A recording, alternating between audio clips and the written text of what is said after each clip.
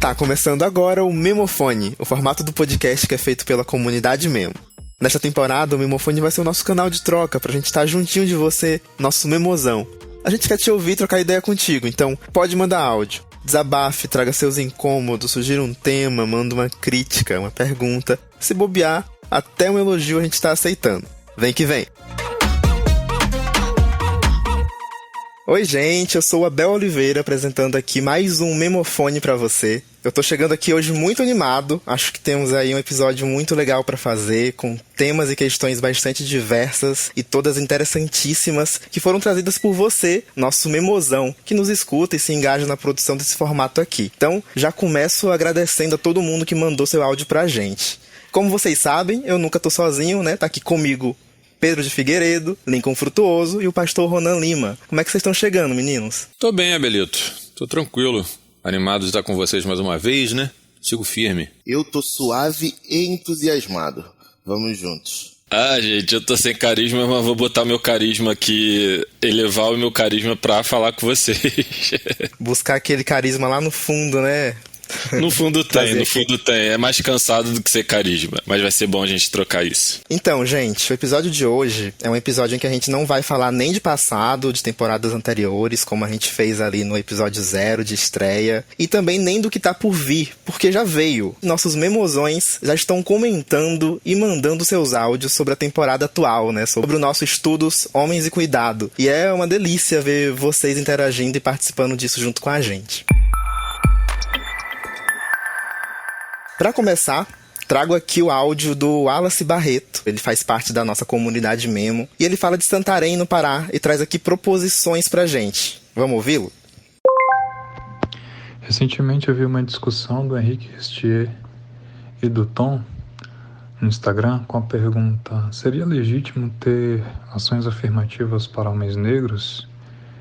E eles procuram refletir sobre vários eixos, né? E começam pela educação, falando do baixo acesso de homens negros à educação superior, comparado a outros grupos, do alto índice de evasão escolar, né? Acredito que homens negros, pelo que eles colocam, são os que menos terminam o ensino médio, né?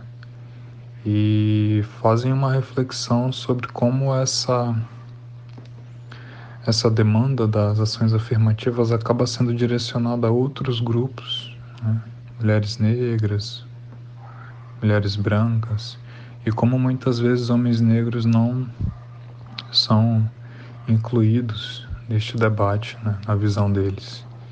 Então acho que é muito importante a gente refletir sobre isso, né? Uma vez que homens negros são o grupo que mais comete suicídio, por exemplo, né? Falar de ações afirmativas em prol da saúde mental e de outros campos, né? De outros campos tão diversos, mas que também traz uma necessidade de nos responsabilizarmos enquanto homens negros, de fazermos essa articulação, né? As ações afirmativas, elas não nascem do nada, né? Teve muito suor e sangue, né, de muita gente para que esses grupos minorizados alcançassem essas ações afirmativas, e nós precisamos também nos articular, né, politicamente, cientificamente, enquanto grupo, para que a gente possa de fato alcançar, atingir essa meta, né, de termos políticas públicas e ações afirmativas para homens negros, né, que são tão diversos. Acho que vale muito a pena a gente refletir e principalmente agir a esse respeito. Boa! Muito obrigado, Wallace. Eu gosto muito de ouvir o Wallace, porque ele sempre traz muito isso, assim. O que a gente pode fazer? Como que a gente se articula? Como que a gente se organiza, se mobiliza? E esse pensamento muito político, né? Acho que conversa muito com o propósito do Memo. Uma informação aqui para quem está nos ouvindo: a fala do Wallace nesse áudio, ela faz referência a uma série de posts do Henrique Restier no Instagram, que traz a seguinte questão: seria legítimo ações afirmativas para os homens negros? Então, para quem ficou aí curioso, é só vocês acessarem o perfil dele, @Henrique Restier, e os posts estão todos lá no feed. Mas bom, meninos, quero ouvir vocês. Acho que primeiro agradecer o Wallace Barreto, né? Um homem negro do Pará, de Santarém. É um cara que eu entendo próximo da gente, né? Apesar de eu não conhecê-lo pessoalmente. Gostaria de conhecê-lo, hein, Wallace? Fica aí o recado aí de um dia te conhecer. Mas eu sei que é sempre bem falado, querido aqui por todo mundo do Memo. E é isso, né? Acho que Henrique Richier falando a gente tem que ouvir, né? Um cara que eu admiro muito, assim, na sua trajetória acadêmica, no debate de masculinidade. Então acho que se ele está trazendo essa questão, acho no mínimo importante da gente refletir sobre, né? Porque eu acho que isso traz bem essa dimensão de masculinidade no plural, né? É isso, não é por ser homem que o homem negro tem os privilégios que a gente pressupõe ter por ser pura e simplesmente um homem, né? Tem esse atravessamento racial aí que compõe esse cenário também, né? Esse seu lugar na sociedade, assim. E acho que eu não tenho condições de afirmar se é importante, se não é importante, mas me parece necessário olhar para esse grupo de pessoas, né? No caso, homens pretos, de uma maneira particular, assim, né? Porque eu entendo que o fato da gente olhar para isso destacadamente, dando uma ênfase, um foco nesse grupo, traz esse olhar de cuidado, né? Para conectar um pouco aqui com o nosso tema de estudo, assim, né? É isso, se homens negros se suicidam mais, como o Wallace colocou, se homens negros têm menos acesso à educação formal, como o Wallace colocou, que veio do artigo lá, do texto lá do Henrique Richier e tudo mais, só esses fatos, né? São fatos, são dados, né? Isso merece uma atenção para a gente e aprofundar esse debate de masculinidades que ainda fica num campo muito estereotipado de que todos os homens são iguais, né?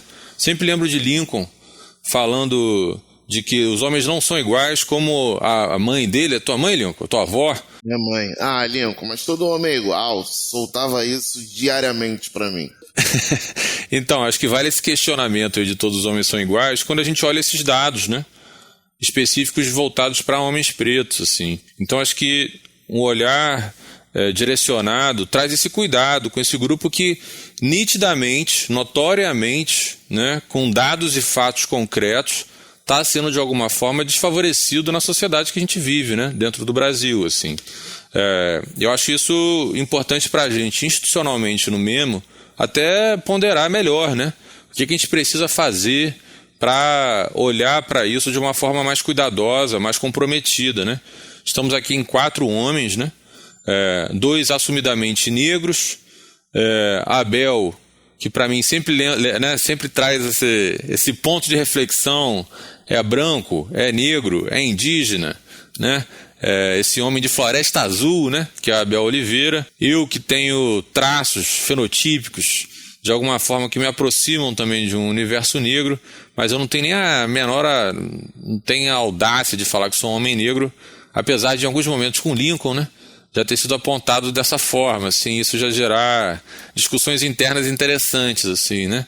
Mas bom, eu agradeço, acho que o Wallace por levantar a questão e fico pensando nessa perspectiva do cuidado, né, de como a gente pode olhar para além desse cuidado individual, mas nesse cuidado de uma dimensão de um grupo social, a partir de políticas públicas específicas, né? Eu acho que isso traz o debate, torna o debate ainda mais interessante. E, de novo, né? Vindo de Henrique Richier, o questionamento, o apontamento, acho que vale a gente parar para pensar direitinho. Não, eu acho super interessante a gente considerar essa fala do Wallace, né? Que em alguma medida a gente sempre pensa que em perspectivas interseccionais, quando a gente vem produzir aqui esse podcast, por exemplo, mas vindo esse áudio dele, assim, nos levanta essa bola também. Precisamos trabalhar e aprofundar isso melhor nessa temporada. A gente consegue fazer isso de outras maneiras, pensar política pública mesmo, ação afirmativa, o que a gente consegue fazer junto com o Wallace, junto com muitas outras pessoas que podem se juntar a gente, e o que é possível fazer, né? O que é possível pensar também. Me parece que são questões muito novas, assim, né? Pra mim, me soa como questões muito novas, assim. Mas fico estimulado a pensar isso e a considerar também isso no desenvolvimento desse estudo aqui, né? Abelito, Oi. Mudou alguma coisa aí pra você, na sua percepção, como você se entende racialmente? Então, tenho me colocado hoje como... Porque antes, assim, quando eu cheguei no Memo, eu só fugia dessa discussão, né? Eu não me considerava nem homem branco, nem homem preto. Sabia que era muito fruto dessa mistura, né? Que compõe o Brasil. Mas toda vez que eu tinha que colocar alguma me autodeclarava, me autodeclarava branco por uma questão de perceber que nunca sofri racismo, né? Então, assim, em alguma medida isso é um vetor que me fez um critério que me fez pensar e seguir dessa maneira. Hoje tenho me colocado como um homem pardo, né? Assim, embora tenha questões com o termo, questões com essa designação aí, mas me entendo que é o lugar onde, sei lá, onde eu sou, onde eu posso estar, na verdade, ocupando e, de alguma maneira, sendo político também. Ainda me traz desconfortos ainda, né? Eu falei que eu lembro de ter falado isso também, porque é uma máxima que eu sempre usei, né? Usei toda aí a minha vida pra poder, até os 25 aí, elaborando muito sobre minha sexualidade, sobre meu gênero. A partir de agora, acho que tem aí uns anos aí pra eu poder me entender e elaborar um pouco mais sobre minha raça, que em alguma medida eu sinto também que é um indício, né? Se eu levei tanto tempo pra pensar a minha raça, também é um indício de que eu sou branco, sabe? Assim, em alguma medida, por isso que me fez também me colocar como uma pessoa branca, né? Não ter que pensar a minha raça como uma questão, a minha cor como uma questão. Então, se só aos 25 eu conseguir considerar isso uma pauta, isso também me traz informações sobre onde eu tô. Mas, sei lá, ainda me gera alguns desconfortos, mas estamos elaborando, estamos caminhando. Mantemos a reflexão, né?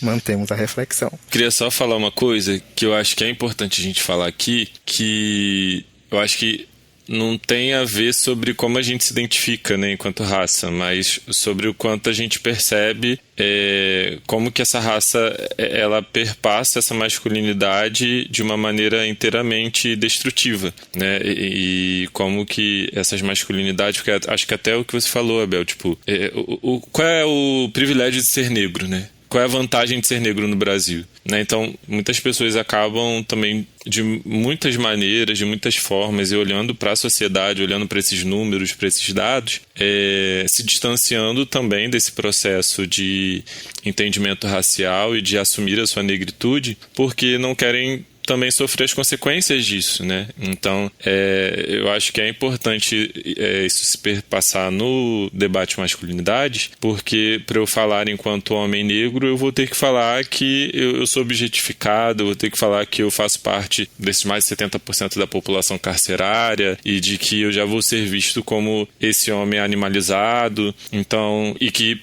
aí botando bem entre aspas, né, que precisa de políticas públicas, porque aí tem aqueles conflitos internos, né, eu preciso porque se eu enquanto homem posso prover a minha família e trabalho duro, mas que trabalho duro é esse que tá ferrando os caras por dentro, né, então assim, são muitas camadas que estão por trás de dados, por trás de uma autodeclaração ou de um entendimento enquanto pessoa negra e, consequentemente, dentro do que a gente está falando aqui, por trás de políticas públicas, né? Então, como isso pesa muito mais no que eu vou encarar e não necessariamente naquilo que eu gostaria de ter. Assim. Só rapidinho, irmão, salientar a urgência da gente falar sobre isso. E eu agora cito Conceição Evaristo, que falou isso no Mano a Mano ou num outro podcast muito famoso que rola por aí, né? Ela falou, jogou atenção sobre isso também. Eu acho que isso aponta para essa urgência da gente falar sobre isso enquanto sociedade, né?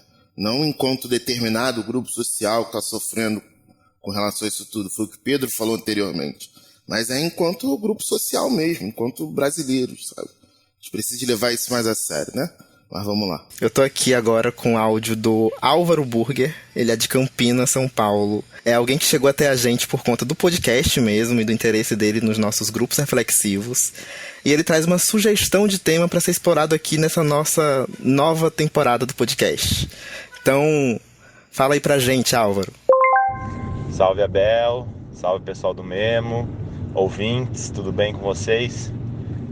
Gostaria de trazer aqui um elogio e, quem sabe, também uma indicação, uma reflexão aí de um possível tema para um episódio. Então, gostaria de trazer um elogio em relação ao tema dessa nova temporada do podcast, da pesquisa que vocês estão se propondo a fazer também, sobre o cuidado.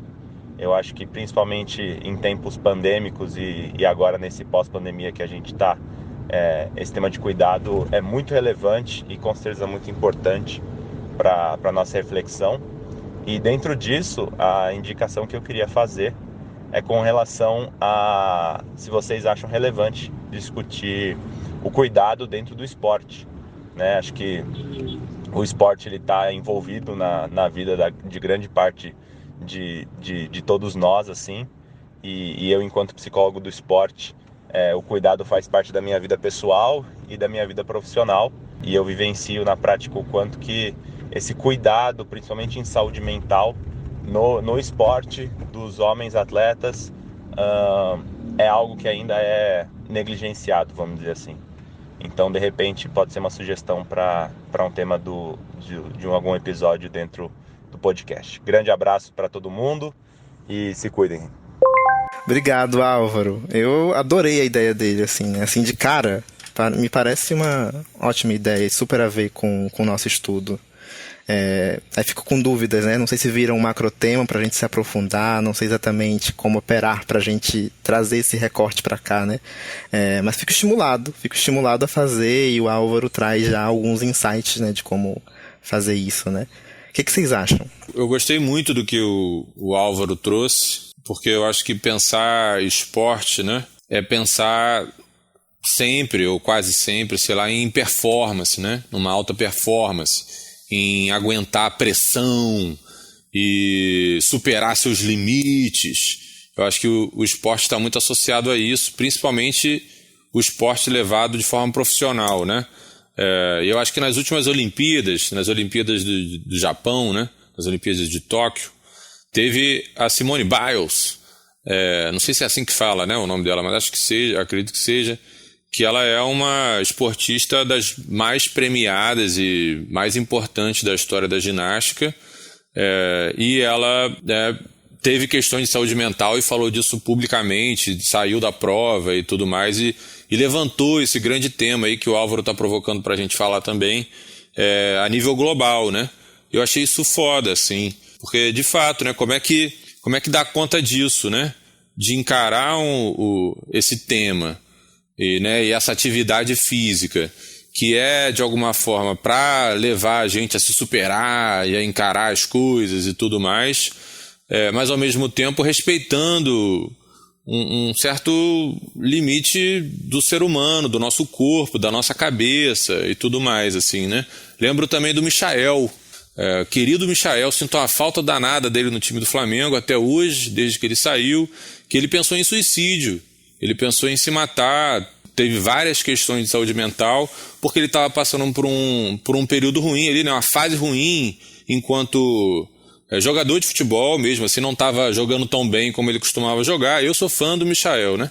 Então eu achava sempre ele bom, mas ele estava passando por um momento que ele estava sendo muito xingado, não estava conseguindo ter oportunidade no time titular, e começou a questionar até a sua própria integridade física, assim mesmo, né, de pensar em se matar e esse tipo de coisa. Isso me fez até repensar um pouco a minha postura como torcedor, né? Eu acho que isso é um ponto que, independente se você é um cara de esporte, de alta performance e tal, acho que é como você se coloca no esporte como torcedor. Acho que isso me fez pensar sobre isso tudo também. Então acho que é interessantíssimo, pô. E aí é isso, né? Tendo o Brasil, o futebol servindo quase como sinônimo para esporte, né? No país que a gente mora, a pressão que esses jogadores recebem, a gente coloca tudo na conta do dinheiro, né? O cara enche o cu de dinheiro, pô. O cara tá milionário, tem que aguentar mesmo a pressão, pô. Ele é pago pra isso. Então eu vou xingar a mãe dele, a mulher dele, os filhos dele, e vou bater, quebrar o carro e, sabe? Tipo, como é que é isso, né? Deve ser muito complicado, mas ao mesmo tempo, eu como rubro-negro que sou, acho que eu tenho que exigir mesmo que o jogador se esforce, que não seja um mercenário salafrário e não sei o quê. Então, acho que essa discussão de saúde mental no esporte eu acho muito maneira, sim. E acho que só tenho mais reflexões a fazer do que qualquer afirmação e conclusão a se chegar.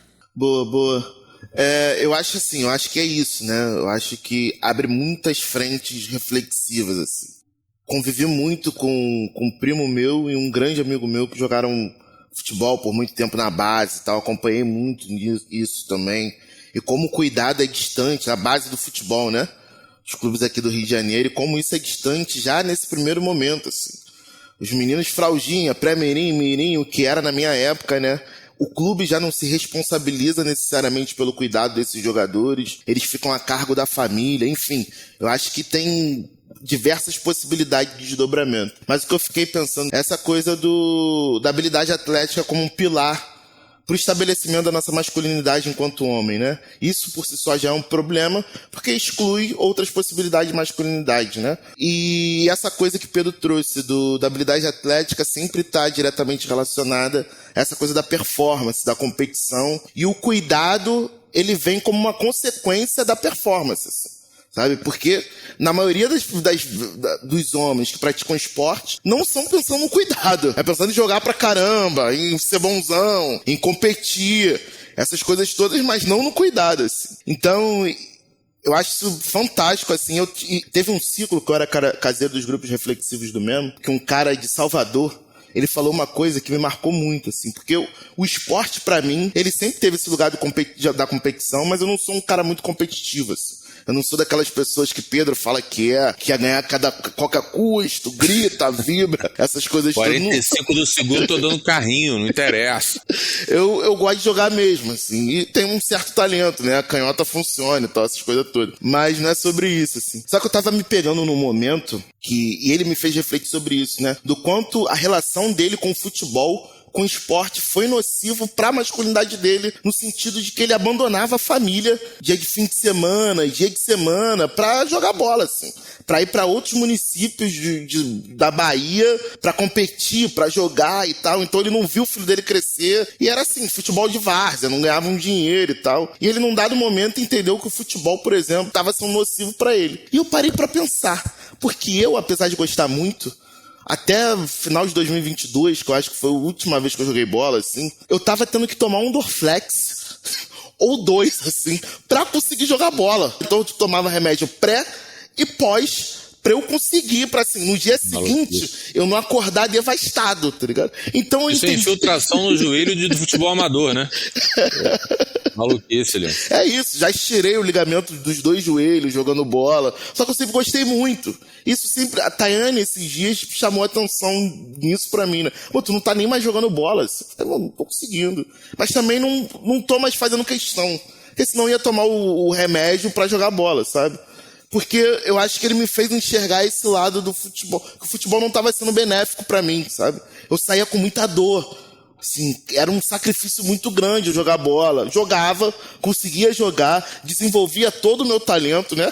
Que foi sabe? Foi ao longo de uma vida trabalhando pra conseguir chegar onde eu cheguei. E, pivôzão, né? Pivôzão, né? Trabalho em todas as áreas dentro de campo, Pedro. Mas, assim, hoje eu não consigo, prefiro não jogar mais. Acho que por conta disso, encontrei um outro lugar. E é isso, joguei basquete, joguei vôlei, joguei handball, todos os esportes com bola assim, eu jogava e jogava direito, não comprometia. Mas parei com tudo porque eu tava entendendo que não tava fazendo sentido pra mim nesse momento. Era mais uma coisa na minha vida que não tava sendo benéfica pra mim. Ficava bolado porque eu tô gordinho, né? Então meu corpo não consegue responder ao meu cérebro. Aí eu saía puto da vida, cheio de dor. Então eu falei, quer saber de um bagulho? Vou parar de jogar bola. Até julho de 2023 eu ainda não joguei bolas. Então talvez seja o maior período da minha vida que eu tenha passado sem jogar um futebol. E Lincoln, você falando dessa parada, né?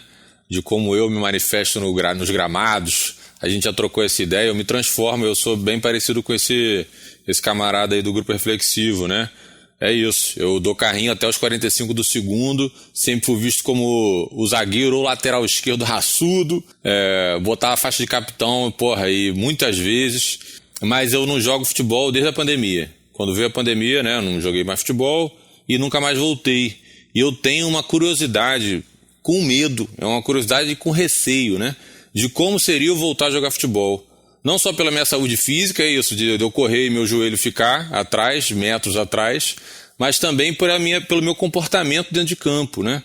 Essa coisa da competição que o esporte traz, né? E que é estimulado de alguma forma dentro da nossa sociedade e tal. Eu fico com receio, assim, cara. O Pedro que debate masculinidades e tem, né, refletido muito sobre si, sobre o mundo e tudo mais, como é que isso vai se refletir dentro de campo, assim, né? Eu que, sempre dei uma ombrada ali só pra marcar minha posição e fazia isso com muita naturalidade, né? Tenho amigos que me zoam até hoje desses meus comportamentos de levar tudo a sério quando jogo qualquer pelada e tal. Eu fico pensando sobre isso, né? E essa coisa da saúde mental que o Álvaro coloca, eu acho que se mistura nisso tudo que a gente está falando aqui. Porque a minha cabeça muda quando eu tô praticando esporte, né? Nesse lugar do futebol, particularmente falando aqui. E é isso, eu também não quero abdicar totalmente do esporte, sabe, Lincoln? E acho que nem você deveria, né? Não no sentido Total. mas assim, enquanto atividade física, enquanto uma coisa prazerosa, que sempre fez bem pra gente, né? Eu não quero não ter mais isso na minha vida, sabe? Eu sinto uma falta danada de jogar futebol, do mesmo jeito que eu sinto falta de Michael no Flamengo. Eu sinto falta também de, dar aquela corrida pela canhota. Eu também sou canhoto, né, Lincoln? Então, quem é canhoto sabe da habilidade diferente que já traz em si. Também sinto falta, sabe? E quero voltar a me relacionar com o esporte de uma maneira mais saudável, que não mexa tanto com a minha cabeça assim e que não me transforme num ogrinho, sabe? Num ogro. De ficar esculachando o outro e não sei o quê, entendendo isso como uma pilha pura e simplesmente tranquila de ser manifestada quando estou praticando esporte, assim. Muito bom, Álvaro. Adorei. Álvaro Burger, né? Grande nome. Excelente nome. Pô. Eu achei interessante, gente, que ele traz a questão da saúde mental, assim como o Wallace também traz a questão da saúde mental ao falar sobre homens negros, né? Eu fico pensando aqui, olhando pro estudo da gente, estudo sobre homens e cuidado, em que lugar que saúde mental entra, sabe, assim, nesse estudo, né? Nessa investigação da gente. Tem que entrar. Porque, assim, entra como um macrotema ou como uma questão que permeia todos os macrotemas que a gente for falar, porque ela tá presente em tudo, né? Então, fica aí isso, assim, acho que é um olhar de atenção pra gente ter com esse tópico, né? Porque eu acho que a gente já tem falado disso em alguma medida nos nossos episódios, mas não exploramos ainda totalmente, mas como é que a gente vai explorar isso de fato, né? Rapidinho também entender como as coisas se conectam, né? Porque também existe uma conexão quase que imediata quando a gente fala sobre masculinidades negras e essa possibilidade de ascensão profissional e social com habilidade atlética, né? É o que a gente vê, assim, uma das únicas possibilidades da gente, enquanto homem, ascender social e profissionalmente é a partir desse lugar da habilidade atlética, né? Que a consequência disso é a redução do nosso corpo, a redução da nossa experiência ao corpo, sabe? E como esses aspectos da saúde mental se relacionam com isso, né? Você não conseguir, por exemplo, se tornar, dedicar uma vida pro futebol e você não conseguir se tornar um jogador de futebol profissional, sabe? Eu acho que, enfim... É isso, né? Acho que isso suscita em várias possibilidades de análise e a todo tempo se relacionando com masculinidade. Então, vamos pro próximo, gente. Esse áudio de agora aqui, eu fico, assim, com os olhinhos brilhando pra ele. Foi enviado pelo Adriano Vasconcelos, que é de Maceió, Alagoas. E o Adriano entrega tudo pra gente. Manda um relato pessoal, um anúncio em primeira mão e ainda traz questões e sugestões aqui. Então, bora ouvi-lo. Olá pessoal do Memo, aqui é Adriano Vasconcelos de Maceió e faço parte dessa massa de homens que adentrou no universo das masculinidades através do podcast do Memo e foi através de vocês que, junto com alguns amigos, fundamos um outro grupo reflexivo que se chama Homens de Quinta. Estou muito feliz com essa nova temporada, já maratonei todos os novos episódios e estou esperando ansiosamente os próximos que virão. Então aproveito também a oportunidade para revelar publicamente que serei pai. No momento que gravo esse áudio, Esté, minha esposa, está com 5 semanas e está sendo uma fase de muita alegria e muitas expectativas. Então, sendo assim, eu queria muito ouvir mais homens falando de paternidade. Gostaria de ouvir esse tema sendo discutido com mais profundidade. E pegando um gancho no EP de vocês, dessa nova temporada, Se Passar, Passou, gostei bastante quando foi tocado na licença paternidade. Também fico me questionando de por que a gente só tem direito a alguns dias para cuidar do nosso filho. E eu, como homem e um futuro pai, eu quero ter esses meses para estudar, dialogar e buscar os conteúdos que vão não só ajudar a mim, como pai de primeira viagem, mas também a minha esposa quando o bebê nascer. Não quero ser esse homem que só estuda sobre esse assunto porque a mulher enviou tal conteúdo no Instagram ou porque implorou para ler algum conteúdo sobre a criação de filhos. Eu quero realmente ver os homens se movimentando nesse sentido e buscando aprender junto ao universo feminino. Como é que a gente pode vivenciar essa fase da melhor maneira e sem sobrecarregar a companheira.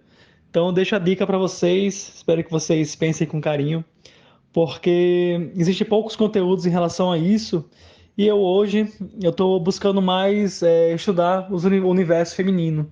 Então eu estou assistindo, estou ouvindo muito podcast de maternidade, das dificuldades da maternidade e tentando assimilar as principais reclamações das mulheres para com os homens.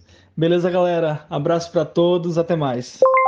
Aí, parabéns, Adriano. Sim, muito obrigado pelo seu áudio. Eu tô muito feliz por ele, né? É muito oportuno esse áudio do Adriano, perguntando sobre paternidades, porque na semana que vem vai ao ar o episódio do Memo Convida, que é sobre paternidades, justamente sobre esse assunto, cuidado e paternidades, e que inaugura esse macrotema do nosso estudo, né? E que será explorado a partir da semana que vem nos próximos 4 episódios. Então, continua acompanhando o nosso podcast, Adriano. Fica com a gente. Parabéns, né? Pô, grande momento da vida de Adriano aí, né? Virar pai. Eu não sou pai ainda, né? Mas costumo dizer que tenho a vontade de ser pai. Falei isso no episódio que ele citou aí, o Se Passou, Passou. Que eu acho que a gente permeia, né, o assunto de paternidade como qualquer tópico, né? Acho que isso já é um ponto. Acho que a paternidade, assim como a gente estava falando da saúde mental, é uma questão que atravessa praticamente todo e qualquer tema de discussão no debate de masculinidades. Acho muito difícil a gente se desgarrar de paternidade quando a gente está falando de masculinidades, né? E eu achei muito maneiro, cara, ele dizer que está estudando muito o universo feminino, né?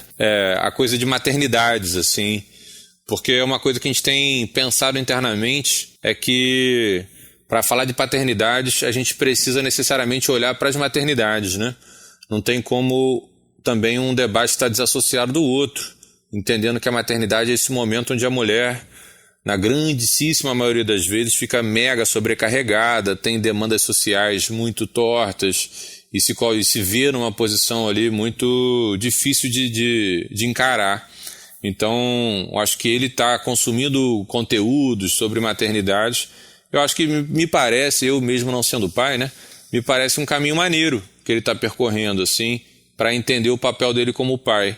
Eu acho que tem muito material aí, na real, só falando sobre paternidade, né? Mas como o Lincoln sempre coloca, né? De uma perspectiva talvez um pouco mais individual e menos social, coletiva, né? A questão das paternidades, assim.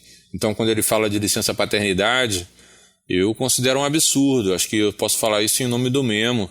Essa licença paternidade que oferece 5 dias, né, para a pessoa ali, como licença quando se torna pai. E até essa pegada da empresa cidadã, que é quando a empresa firma esse combinado com o governo, né, com as políticas públicas de tratar isso de uma forma um pouco mais comprometida. A licença maternidade vai de 4 para 6 meses e a licença paternidade vai de 5 para 20 dias. Então, acho que isso mantém esse entendimento comum, né, de que a responsabilidade do cuidado de uma nova criança, né, que chega ao mundo é muito maior da mulher, da mãe, do que do pai, né? Então, sei lá, acho que de fato muitas reflexões de um tema que é impossível a gente não abordar com a devida magnitude e profundidade, né? Obrigado aí, Adriano.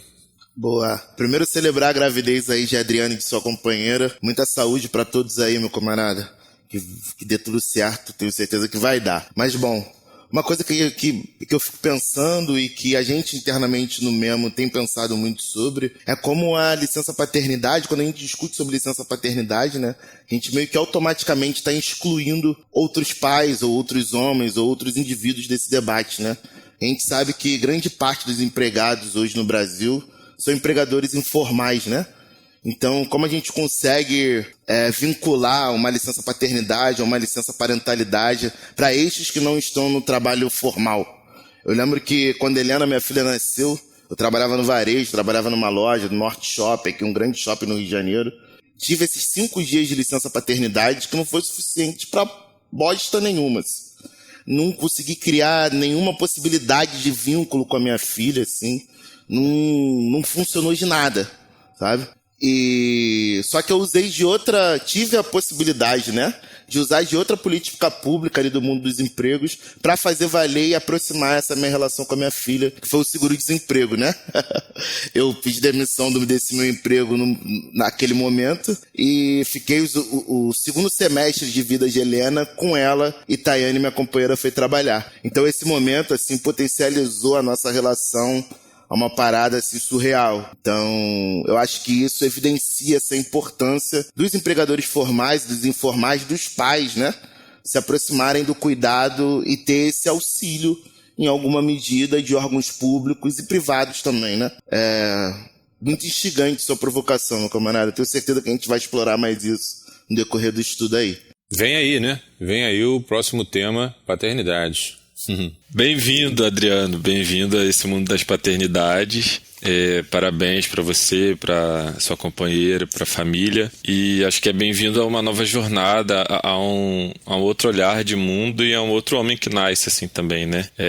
Tem algumas frases de Instagram que botam aí que quando nasce uma criança, nasce uma mãe, etc e tal, e a partir do momento que a gente se implica verdadeiramente na paternidade, entendo que nasce também um pai, e nasce um outro homem, assim, né? Eu tenho a Alice, que tá aí nesse processo de 2, 3 anos, e é uma fase bem desafiadora, e quando a Alice nasceu, um outro Ronan nasceu junto e foi um parto muito difícil meu, assim, né? Enquanto homem, para entender esse papel mesmo de se colocar nesse papel de cuidado. O cuidado para mim particularmente não estava distante, mas uma coisa é você estar aproximado, outra coisa é você fazer, né? Ser esse homem que se implica. E aí pensando nessa perspectiva individual para, a partir disso, pensar no coletivo. Mas falo bem-vindo também porque eu estou junto com você nessa. Tô sendo agora pai de 2, ou de 2, não sabemos até então. Aê! E traz novas perspectivas, assim, né? Traz novos medos, novas inseguranças. Acho que atualiza algumas coisas que, enquanto homem, a gente sente na sociedade. E eu acredito que sim, como o Pedro falou, mesmo o Pedro falou, ainda não sou pai, mas eu acho que é sim um caminho da gente ouvir as mulheres e conhecer a rotina das mulheres para que a gente possa se entender e se implicar na nossa rotina, e ao mesmo tempo a gente construir esse caminho, né, e ouvir homens e trocar com homens. Isso foi muito determinante para minha paternidade, ser construída, está sendo construída, e essa troca ela é muito necessária. E pensando nessa troca, eu acho que quanto mais a gente troca, quanto mais a gente conversa sobre isso, mais a gente vai ter esse olhar que é coletivo, né? E aí quando a gente fala, como vocês já falaram aí do lance da licença paternidade, esse tempo mais dedicado, né, dos homens para isso, eu acho que a troca gera mais interesse, porque até então muitos homens não vão pensar nisso, mas eu acho que a partir da troca eles vão começar a repensar sobre isso. Às vezes aquela pedagogia do constrangimento, sabe? De enquanto você está exercendo a sua paternidade de maneira inteiramente cuidadora e, enfim, não gosto tanto do termo paternidade ativa, mas vamos usar aqui, isso vai fazer com que outros homens olhem e falem, poxa vida, eu gostaria de fazer isso. Começa a surgir porque a criança te mobiliza a ir além e a quebrar alguns paradigmas dentro de você, né? Então acho que tem muita coisa para falar sobre isso. Quero deixar aí para os próximos episódios, né? Para não gastar tanta ficha aqui, mas é muita ficha que tem para falar sobre paternidade. Não, é isso, tem muita coisa para falar e a gente vai falar, né? Então é uma certeza. Então, Adriana, continua com a gente, que a gente vai seguir falando sobre paternidades. Gente, vamos chegando ao final do nosso memofone de hoje, né? Queria agradecer aqui, mais uma vez, Lincoln, Pedro, Pastor Ronan. É sempre uma delícia fazer esse programa com vocês. E junto também com os memozões que mandam áudio e que participam junto com a gente aqui da construção desse programa, desse podcast. Então é isso, gente. Até mais, garotos. Até a próxima. Valeu, Abel. Boa, gente. Alegria. Tchau, gente. Memozões, eu quero continuar trocando com vocês, tá? Pra você participar dessa nossa conversa aqui é super simples. Basta você enviar o seu áudio com o seu depoimento, comentário, pergunta, enfim, com o que você quiser pro nosso número oficial do Memofone, 719-8280-2341. Repetindo, 719-8280-2341. O link para esse número você encontra na nossa comunidade Memo e também no nosso Instagram. Chega mais perto da gente, sou eu mesmo que vou estar do outro lado recebendo seu áudio no WhatsApp, batendo esse papo com você, e vai ser uma delícia estar contigo nessa. Só vem, gente. Um beijo e até a próxima.